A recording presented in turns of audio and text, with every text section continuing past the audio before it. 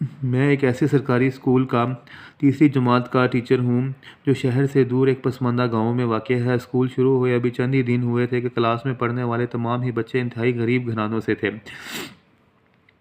ताल्लुक़ रखते थे। बेशतर बच्चों के पाँव टूटे हुए जूते और सजे हुए होते। बस्ती की हालत तो मत ही पूछें, और रहा यूनिफ़ॉर्म तो अक्सर बच्चों का यूनिफ़ॉर्म धुल धुल कर तकरीबन गल चुका था।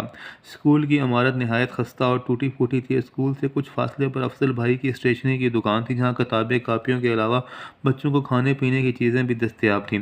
कल स्कूल की छुट्टी के बाद जब मैं घर जाने के लिए मोटरसाइकिल स्टार्ट करने की कोशिश कर रहा था, तब अचानक अफजल भाई मेरे करीब आए और बोले, मास्टर साहब, आपसे कुछ कहना चाहता हूँ। मैंने कहा, जी अफसल भाई बोलें, सुन रहा हूँ। तब वो बोले, गोए हुए, मैंने इन बच्चों से बहुत मोहब्बत करता हूँ और ये सब बहुत प्यारे हैं। मेरा दिल चाहता है काश इन सब बच्चों को नया यूनिफ़ॉर्म, किताबें और बस्ते ले कर दूँ, मगर आमदनी नहायत कलील है। मगर मैंने इससे कुछ रकम बचाई है और इस रकम से सिर्फ़ एक अदद यूनिफ़ॉर्म, बस्ता और तीसरी जमात की किताबें कापियाँ मैं ख़रीद सका हूँ। मेरी ख्वाहिश है आप ये सब कुछ किसी ऐसे बच्चे को तोहफ़ा दे दें जो सबसे ज़्यादा ज़रूरतमंद हो। मैं हैरानगी के आलम में इसकी बात सुनता रहा। बहरहाल मैंने वो पैकेट वसूल कर लिया और इनसे वादा कर लिया कि ये पैकेट मैं इस बच्चे को पहुंचा दूंगा जो इसका सबसे ज़्यादा मुस्तहिक है। घर पहुंचकर मैं रात तक इस मामले में गौर गौर करता रहा, आखिर पैकेट का असली हकदार कौन है, लेकिन मैं फ़ैसला नहीं कर पाया। फिर आखिर अगले दिन जब स्कूल ख़त्म होने में चंद मिनट बाकी थे, तो मैंने बच्चों को ये बात बताई और इनसे पूछा कि आपके ख़्याल में इस पैकेट का असल हकदार कौन है। क्लास में मुकम्मल सुकूत तारी हो गया। आखिरकार अमजद, जो मेरी क्लास का मॉनिटर था, बोला, सर आप कुरानदाज़ी क्यों नहीं कर लेते। इसकी तजवीज़ नहायत माकूल थी, लिहाजा इस पर फ़ौरन अमल किया गया।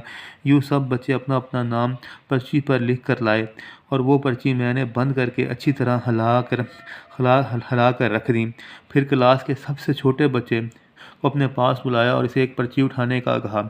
सब ही इस एक बच्चे का नाम जानने के लिए बेचैन थे, लेकिन मेरी आंखों से बेचैनी टपक रही थी। आखिरकार पर्ची उठाई गई और इस पर नाम लिखा हुआ था, असगर अली। वो वाकई इस पैकेट का मुस्तहिक था। मैं बजाते खुद इसके वालिद को जानता था। नहायत गरीब और मस्कीन शख्स था वो। मुझसे बेहद खुश वो मुझे बेहद खुशी महसूस हो रही थी। मैंने बुलंद आवाज़ में नाम पुकारा। क्लास तालियों से गूंज उठी। इसी दौरान छुट्टी हो गई। बच्चे चीखते चिल्लाते अपने घरों को और बच्चे चीखते चिल्लाते अपने घरों को रवाना हो गए। मैं भी क्लास में तन्हा ही था।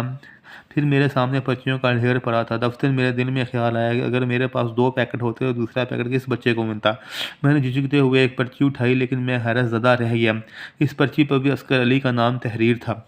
मैंने हैरानगी में एक और पर्ची उठाई। फिर फिर इस पे भी अमजद अली का नाम तहरीर था। यूँ सारी पर्चियाँ खोल कर देखी, इन सब पर एक ही नाम, असगर अली था। मेरी आंखें में दो नन्ही बूंदें मेरी आंखों से 2 नन्ही बूंदें टपक पड़ीं। ये खुशी के आंसू थे।